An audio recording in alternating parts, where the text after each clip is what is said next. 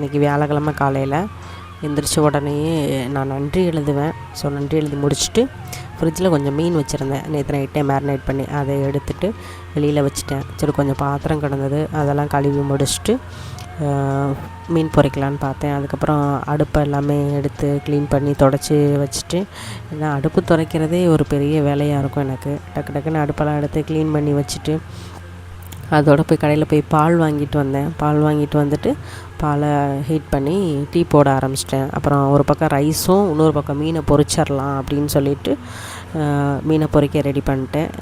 எல்லா மீன் போடலை, ஏன்னா 10 பீஸ் கிட்டே இருந்தது, அது 3 பீஸ் மட்டும் போட்டு பொரிச்சிட்டு மீதியை ஃப்ரிட்ஜ்லேயே வச்சுட்டேன்.